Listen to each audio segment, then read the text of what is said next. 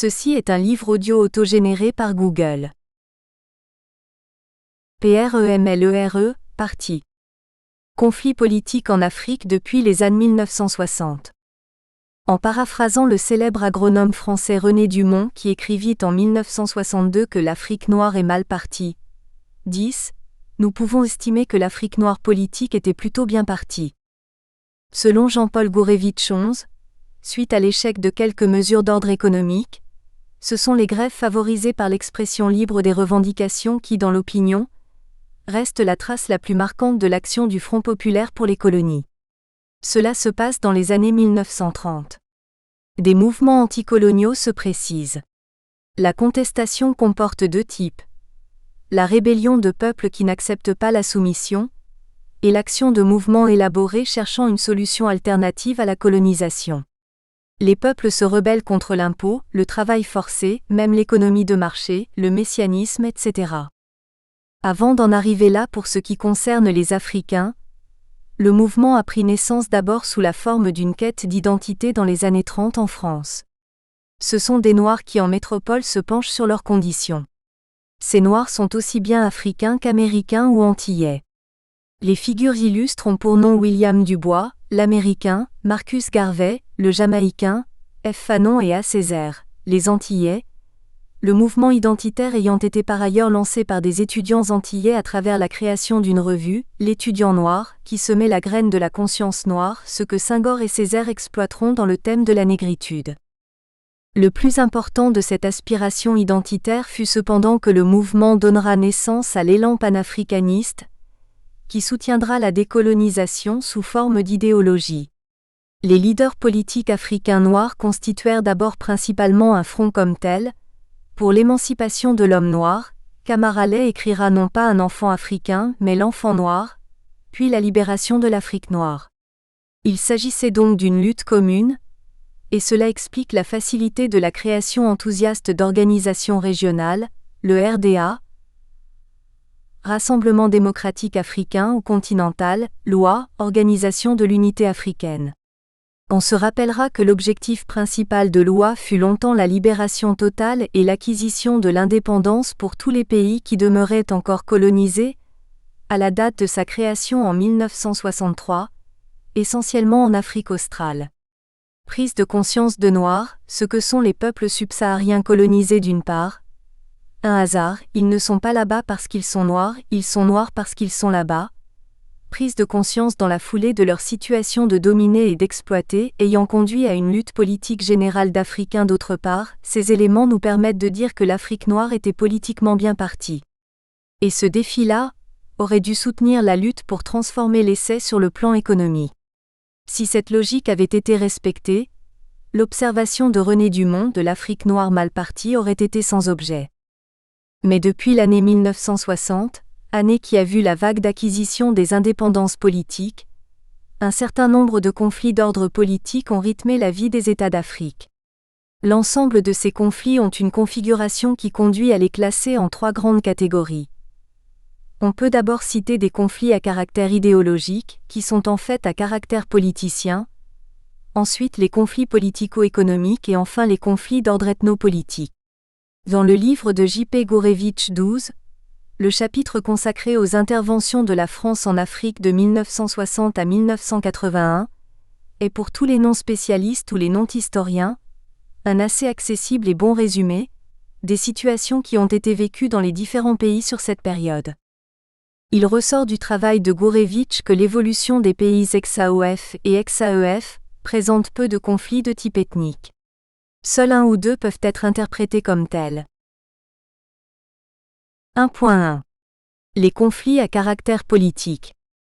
Nous entendrons par conflits à caractère politique ceux qui naissent de l'opposition entre des hommes politiques dans la lutte pour le pouvoir suprême. Peuvent être regroupés ici la plupart des premiers changements de dirigeants politiques connus dès les premières années des indépendances. Ce sont les situations du Bénin, du Burkina Faso, de Centrafrique, du Congo-Brazzaville, du Gabon, du Mali, du Tchad, du Togo et enfin le Rwanda et le Burundi.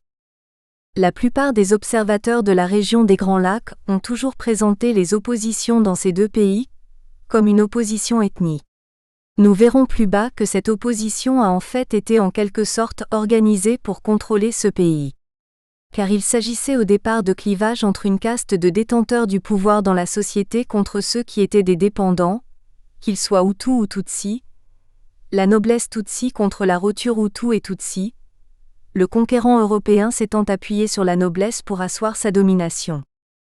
Lorsque nous considérons le cas du Congo-Brazzaville, nous constatons que tous les leaders connus et plus ou moins en activité à ce jour, se sont remplacés plusieurs fois en une quinzaine d'années. Fulbert Yulu, Massemba Deba et Pascal Lissouba qui a été son premier ministre, Bernard Kolela, Marien Ngouabi et Denis Sassou Nguesso qui lui a succédé, toutes ces personnalités ont tour à tour joué le premier rôle.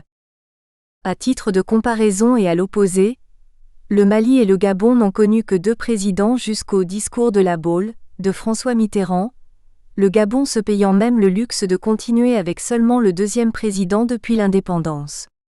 Le Mali aussi avait gardé longtemps son 2e président arrivé lui par coup d'État, comme au Togo, mais il s'est rattrapé depuis avec 2 nouveaux noms sur la liste, les 2 derniers ayant accédé démocratiquement au pouvoir. Entre ces 2 bouts de la règle, se situe le Burkina Faso. Ce pays est un de ceux qui ont connu le plus grand nombre de coups d'État. Hors cadre se plaçaient le Sénégal, le Cameroun et la Côte d'Ivoire qui n'avaient pas connu de coup d'État jusqu'à la Baule. Le Sénégal traîne cependant depuis longtemps déjà une sécession qu'elle n'a toujours pas réduite, quand le Cameroun a dû de son côté résoudre le problème de sa bivalence de pays à 2 entités linguistiques, anglophones et francophones. Nonobstant la diversité des situations, les changements de personnalité dirigeante nous paraissent plutôt mus par ce qu'on appellera plus tard la bonne gouvernance, après la fin de la guerre froide. En effet, ces changements ne semblaient pas véritablement obéir à une réorientation idéologique. Le vocabulaire révolutionnaire du Congo-Brazzaville de Marien Ngouabi et du Bénin de Mathieu Kérékou qui manqua d'être renversé de l'extérieur. Et les amitiés internationales hésitantes parce que nouées sans conviction, n'ayant pas fondamentalement changé la nature des régimes. De même, un parfum de tribalisme ne conduisit pas à des affrontements interethniques, comme on aurait pu le craindre au Dahomey, actuel Bénin, et au Togo. Même la Haute-Volta, qui connut de nombreux coups d'État dirigés par des personnes non issues de l'ethnie majoritaire Mossi, ne versa pas dans le conflit ethnique. L'actuel président de la République a succédé à un Peul qu'il a écarté par coup d'État, et plus pour des raisons de personnalité que sur une base idéologique. Avant Thomas Sankara, il y eut des présidents issus d'ethnies minoritaires. Tout s'est passé jusqu'ici comme si le peuple burkinabé a voulu faire preuve de maturité politique, en ne se focalisant pas sur les questions secondaires. Tous les changements devraient être considérés comme des révolutions de palais. Notre propos n'étant pas centré sur le rôle des puissances coloniales, nous n'insisterons pas sur leur influence dans ces remue-ménages. Nous noterons simplement en passant que Marien Ngouabi au Congo, François Tombalbé au Tchad, etc., et même Modibo Keïta au Mali ont connu de graves difficultés dès lors qu'il leur est venu l'idée d'avoir de mauvaises fréquentations avec des pays tels que la Chine ou d'autres pays socialistes. 1.2. Les conflits d'ordre d'abord économique. Nous rangeons dans ce paragraphe les conflits qui ont une apparence ethnique, mais qui sont en réalité occasionnés par une lutte d'intérêts économiques. Ainsi en est-il des sécessions qu'a connues le Congo belge au lendemain des indépendances. La richesse de l'ex-Zaïre étant de notoriété publique, il est concevable que ces opérations aient été entreprises pour disposer d'une part substantielle du gâteau. Même la mort de Patrice Lumumba est citée en exemple comme ayant été provoquée par sa lutte farouche pour une réelle indépendance, tant politique qu'économique. Sa mort n'a pourtant pas empêché par la suite la tentative de sécession katangaise. Le cas qui illustre le plus cette catégorie est celui du Nigeria. Il ne se situe pas en Afrique française, mais il provoqua un exode de la population vers tous les pays de la sous-région dont notamment la Côte d'Ivoire. Si la mort de dirigeants comme Sir Aboubakar Tafawa Balewa ou Azikiwe semble relever de la première catégorie, la guerre du Biafra est reconnue par tous les observateurs comme une guerre économique dans laquelle certaines puissances mondiales sont ouvertement intervenues aux côtés d'un des belligérants, en l'occurrence les rebelles Igbo, pour des intérêts réellement économiques. 1.3. Les conflits à connotation ethnocentrique. Cette absence d'opposition ethnique ouverte déconcerte l'observateur européen, dans la mesure où dans ces différents cas de figure on avait tenté de monter une opposition nord-sud comme au Congo-Brazzaville, au Togo et au Dahomey. L'observateur Gourevitch a lu une opposition nord-sud 13 dans le cas du Congo-Brazzaville, rivalité entre Mboshi du Nord et les Congos-Selelari du Sud. Ce n'est que dans les années 1990 qu'on verra l'hostilité ethnique. De même, le manège d'Edako, Bokassa, Kolimba, ne déboucha pas sur un conflit ethnique jusqu'en ces années 1990 en République centrafricaine. Cas du Tchad, pays partagé entre les musulmans arabes blancs ou Peuls du Nord et les chrétiens ou animistes Sahara noirs du Sud. Cas du Dahomey, Bénin, les leaders animateurs de la vie politique sont rattachés à leur région d'origine. Ainsi Hubert Maga et son parti sont catégorisés comme nordistes. Sourou Migan Apiti et son parti sont confinés à Porto Novo. Justin Aomadegbi et son parti sont rattachés au sud-ouest, à Bomey. Quant au commandant Kérékou qui garda le pouvoir le plus longtemps dans ce pays, auteur d'un coup d'État qui le fit président, il est affiché nordiste. La compétition politique est analysée systématiquement comme une opposition régionaliste. Or un cas se rapprochait du conflit ethnique classique, celui du Tchad. En réalité, il s'apparente à la situation de la guerre du Nigeria. L'auteur que nous évoquons commence par présenter le Tchad comme se situant aux confins d'un monde islamique qui menace. Dans le même temps, il interprète le Frolina comme un mouvement de révolte des gens du Nord contre la domination des gens du Sud. Le leadership des rebelles Toubou a été manifeste surtout dans la période de la prise d'otage de Françoise Claustre et de l'assassinat du commandant Galopin. Mais on ne peut oublier que le leader Goukouni Oueddey, auquel Félix Maloum s'était rallié, a dû se rapprocher du leader libyen Kadhafi. Aussitôt sa situation se dégrada immédiatement au point même qu'il perdit le pouvoir au profit de Hissène Habré, qui pourtant s'était diabolisé en prenant Françoise Claustre en otage. Il sera lui-même renversé par Idriss Déby. Mutatis mutandi, il semble là encore qu'il y a eu une influence de puissance dans les modifications des rapports de pouvoir, avec une préoccupation économique probable, mais aussi avec une motivation de stratégie géopolitique, cachée, occultée par l'analyse ethniciste. Au total, les 2 derniers paragraphes de la première partie montrent que l'Afrique n'a pas connu beaucoup de conflits ethniques, contrairement à la rengaine médiatique. DEUXIEME partie. La Côte d'Ivoire sous Félix Houphouët Boigny, 1960 à 1999. Un pays régional ? De très nombreux ouvrages ont paru pour décrire le règne d'Houphouët. Parmi eux celui de Alice Helen Bogen XIV.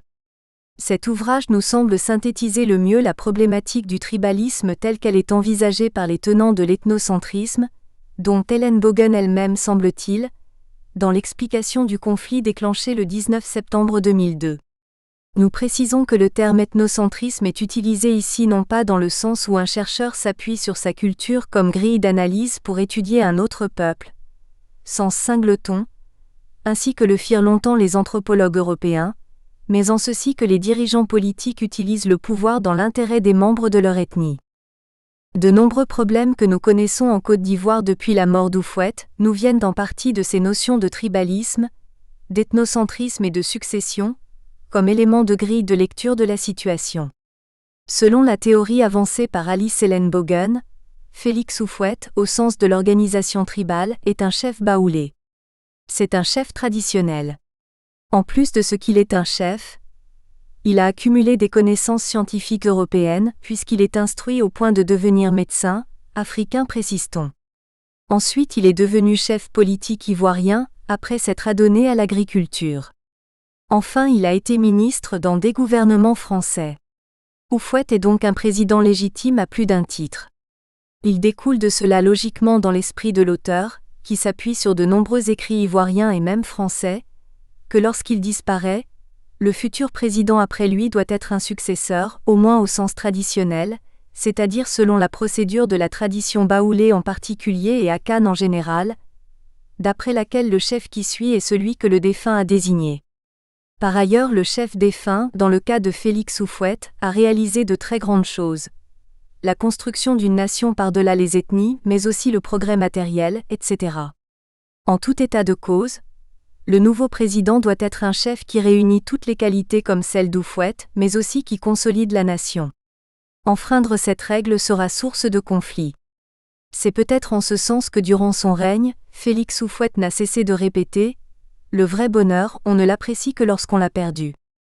Mais Houphouët a-t-il été le grand intégrateur africain, au point que son pays serait devenu un pays régional en ce qu'il appartient à tous? Ou encore l'architecte d'une nation qu'on nous a servie et qu'on nous sérine régulièrement encore aujourd'hui à la faveur de la crise? 2 à 1 Fin de la période coloniale et leadership africain. Houphouët, homme politique africain. Dans le portrait que nous pouvons faire d'Houphouët, le premier élément porte sans conteste sur son rôle politique dans l'histoire de la Côte d'Ivoire indépendante, autrement dit sa légitimité historique. Non seulement les générations anciennes qui ont vécu les affres des travaux forcés, mais encore ceux des générations suivantes, le considéraient comme un grand libérateur.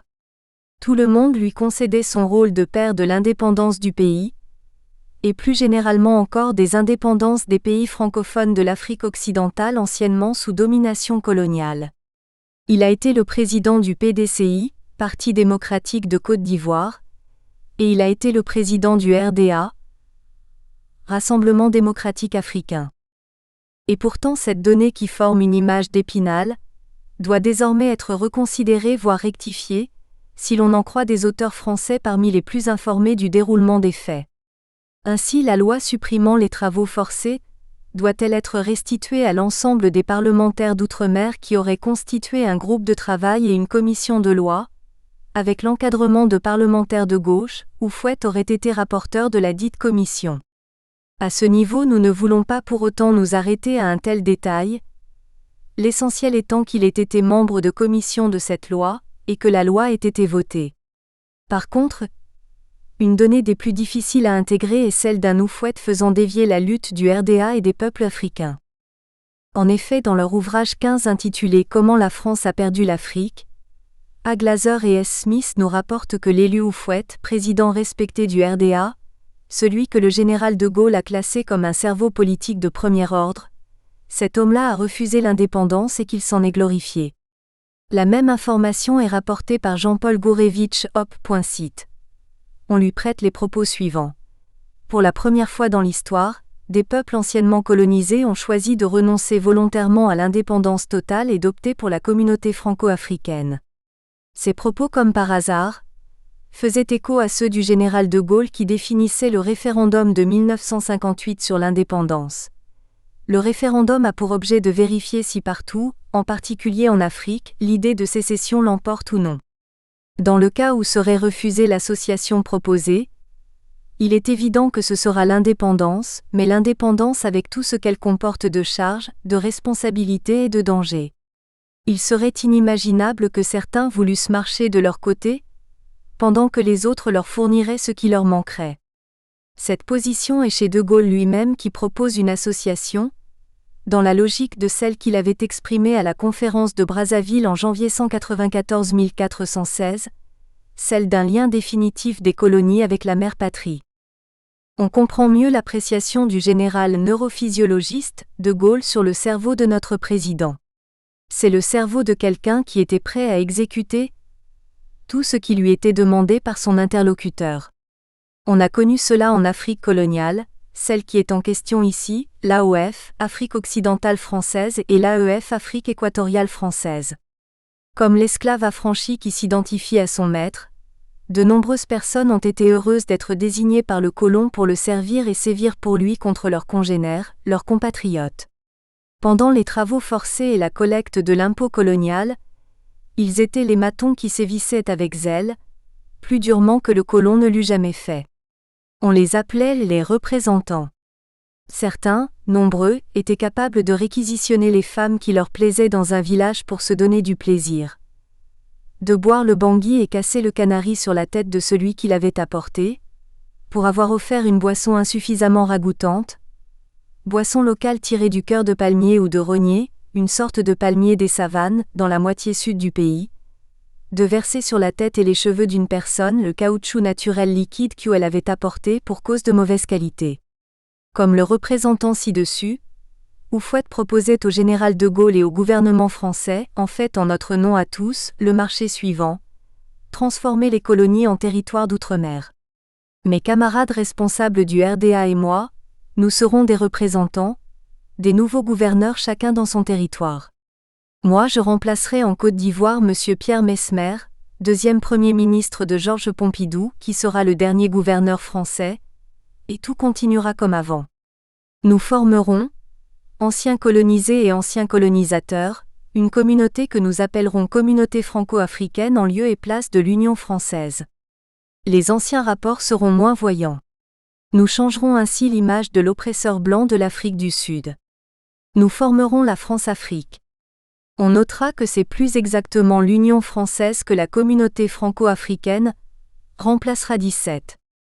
Alors que nous croyons être le seul à avoir cette lecture des choses, près de 2 mois après avoir écrit ces lignes, nous avons découvert un exposé de François-Xavier Verschave 18, dans lequel il utilisa l'appellation gouverneur à la peau noire pour désigner les leaders africains, quand Jean-Pierre Dozon, lui, désigne Houphouët par le terme de superintendant du système franco-africain qui s'occupait très étroitement de la politique africaine de la France 19. Il est en même temps quelquefois un de ses laudateurs. Seul Sékou Touré refusera le marché de dupes. Parmi les autres responsables du RDA, ceux qui auraient pu agir comme Sékou Touré ont été préalablement écartés par des élections et des manœuvres.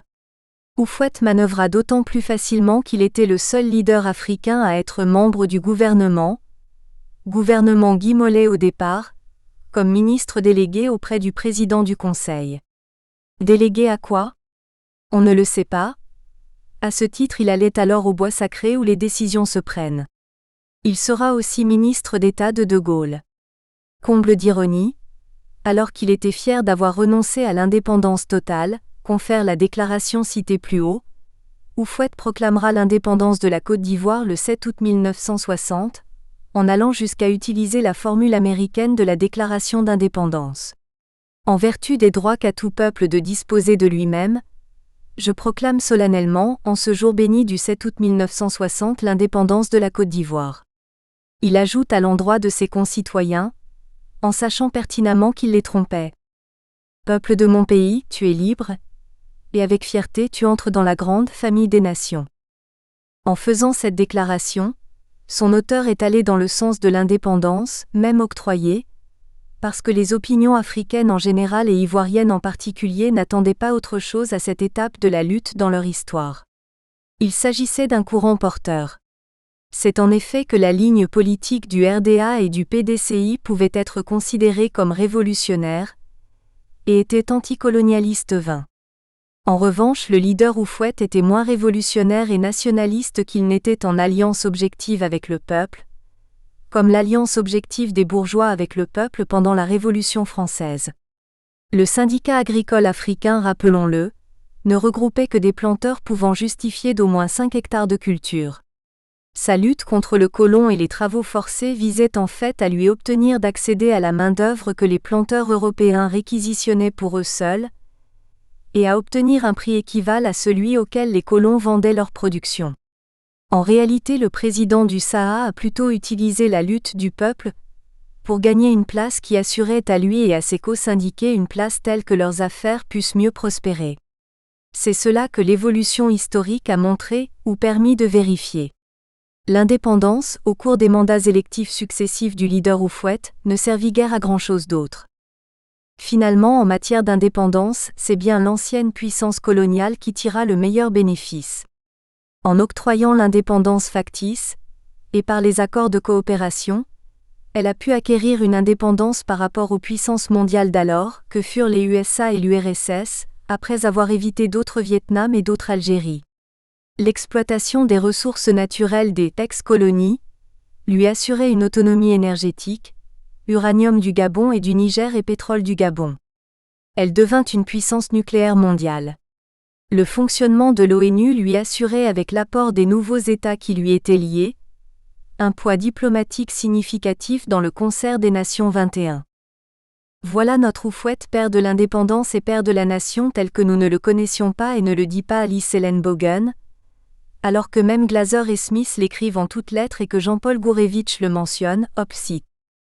Il convient pour les Ivoiriens en particulier et les Africains en général, de se convaincre absolument de ce constat, une vérité historique. Cela permettra non seulement de raisonner différemment sur la question, mais encore et surtout d'adapter l'action politique.